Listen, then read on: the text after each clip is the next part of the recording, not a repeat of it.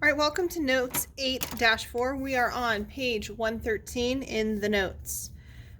So lesson 8-4 is solving cube root functions. So we've been solving square root functions in class, but now we're going to solve cube root functions. So our learning targets are to solve cube root equations and to check the reasonableness of our solutions. All right, so the steps for solving a cube root equation are very similar to those for solving a square root equation. I do want to remind you that writing this, the cube root of x, is the same thing as x to the 1/3 power. So if you see something to the 1/3 power, please rewrite it as cube root. All right, now if you can skip that step, that's fine, but most students prefer working with the radical.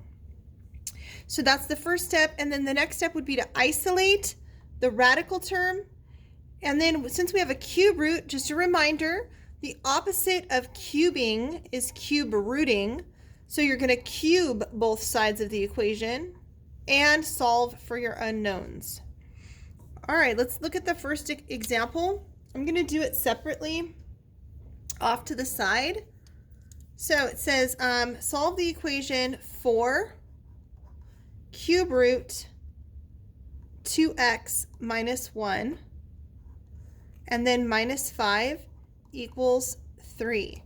So our first step is to isolate our radical. So we're going to get the radical by itself. To do that, I'm going to add 5. I always start with the stuff that's further away from the radical.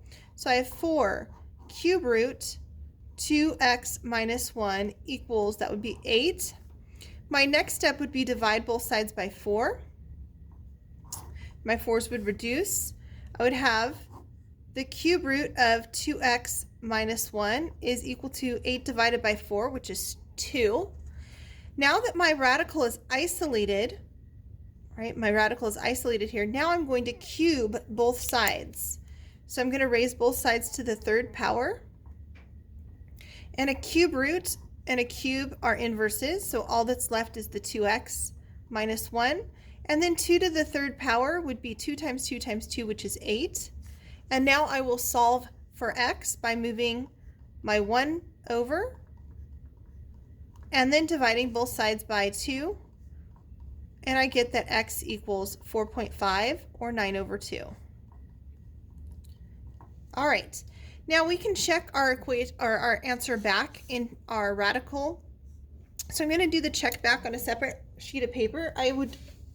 When it says check the reasonableness of your answer, this is what you should be doing.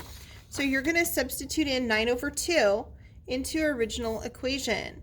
So check for cube root 2x minus 1 minus 5. Does that equal 3 if x is 9 over 2? So let's substitute in 9 over 2. So it's 2 times 9 over 2 minus 1 under my radical. Here our 2's will cancel. So we have 4 cube root of 9 minus 1 and then minus 5 equals 3. The cube root of 9 minus 1 is 8 and minus 5. This would be 4. The cube root of 8 is 2, so 4 times 2 minus 5 equals 3. 4 times 2 is 8. 8 minus 5 does indeed equal 3, so check, it is the correct answer. All right, now the next part says use a graphing calculator below to solve the equation from example A. Use a graphing calculator to solve that problem. So we're going to go to our y equals. And so in my first equation is the line y equals 3, and that is coming from right here, right? Y was equal to 3.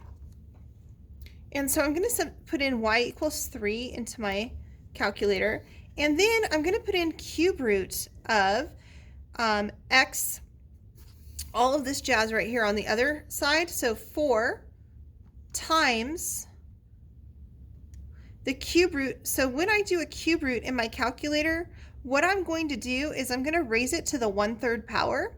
So under the radical, I have 2x minus 1, and that's all being raised to the 1/3 power, which is 1 divided by 3. And you can check this using Desmos. I know I have a graphing calculator, but you can use Desmos. And then minus 5. Now that I have my two equations entered, I'm going to zoom standard. It's going to graph my line in blue. And then it is graphing my cube root function right there. And it looks like if I trace the function to where they cross, so I'm going to trace along the line y equals 3, and they do meet at about 4.5. You can see that right here. So graphically, you can verify that as well, which is x equals 4.5. All right, flipping this page over, we're going to do the try these. I encourage you to, at this point, pause the video. I am not going to pause because after this, we're going to do the try these and the check your understanding. So you should pause the video and try each of these. So I'll try these A right now. You should be pausing and seeing if you get the same answer.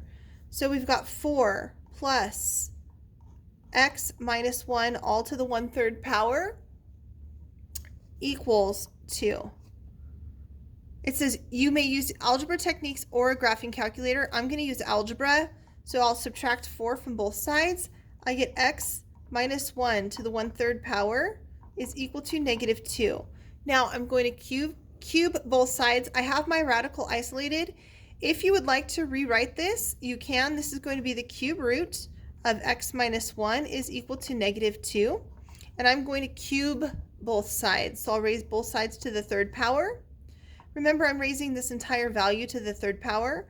A cube and a cube root are inverses. I have x minus 1 equals, that would be -8. I would add 1 to both sides. I get x equals -7. So x equals -7 is the solution to try these A. Next, we're going to do the same thing again. This time I have 7 cube root 2x plus 5 is equal to 21. So first I'll isolate my radical. To do that, I will divide both sides by 7. That gives me the cube root of 2x plus 5 is equal to 3. Now I will cube both sides. So I'll raise each side to the 3rd power. The cube and the cube root are inverses. So I get 2x plus 5 equals, that would be 27. Subtract 5 from both sides. I get 2x equals 22. Divide by 2, x equals 11. So x equals 11. And you can check these back. If you put a -7 right here in for x, you'll get -8. The cube root of -8 is -2. 4 plus -2 is 2. If I put 11 under the radical, I'll get 2 times 11, which is 22.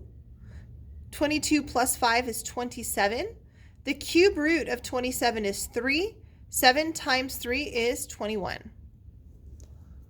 All right, we're going to do the check your understanding. So again, you should pause your video here and try the check for understanding.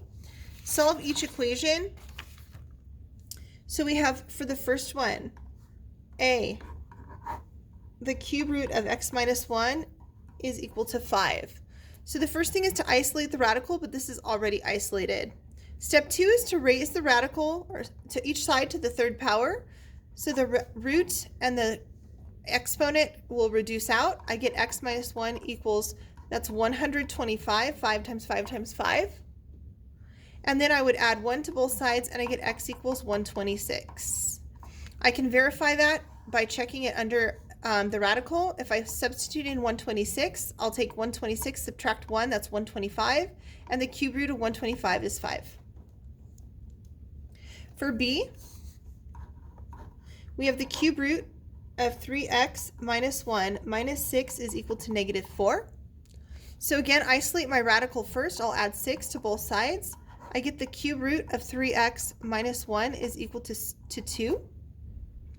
Then I will cube both sides. The cube and the cube root reduce. So I have 3x minus 1 is equal to 2 cubed is 8. Add 1 to both sides. Whoops, add 1 to both sides. I was getting ahead of myself because I know I'm going to get 3x equals 9. And then divide both sides by 3. X equals 3. And you can verify that this is the correct solution. 3 times 3 is 9. 9 minus 1 is 8. The cube root of 8 is 2. 2 minus 6 is negative 4. All right, next, it says reason quantitatively. Carry graphed the functions y equals cube root x minus 4 and y equals cube root of x over 2 on her graphing calculator, and found that the intersections of the graph was 512 and 4. What does this tell you about the solution to the equation x minus cube root x minus 4 equals cube root x over 2? So a solution is where the two graphs intersect. So this means the two graphs intersect at 512 for x and 4 for y. All right, second, number 3, item 2 said Carrie used a graphing calculator to solve the problem. In this particular case, the use of a graphing calculator is more efficient than the use of a graphing calculator more efficient than the use of algebra techniques? Explain your reasoning. All right, so in this case, I have a cube root and another cube root. If I were to try to solve this algebraically, let's see what would happen. So I have the cube root of x minus 4 is equal to the cube root of x over 2. All right, if I were to try to solve this algebraically, I couldn't isolate the radical. What I would have to do is cube both sides of the equations. Now this side wouldn't be too bad, right? On this side, I would just get x over 8. But on this side, when I cube this, I would have to rewrite this as cube root of x minus 4 times the cube root of x minus 4 times, right? I'd have to do this 3 times. And this would be awful to work with. We'd still end up with some cube roots, and we'd have to go ahead and cube again. So in this case, yes. Algebraically, it would be a nightmare. The graphing calculator would be the way to go. All right, that was the notes for activity 8-4. Please make sure that you come to class with questions, and have a great evening.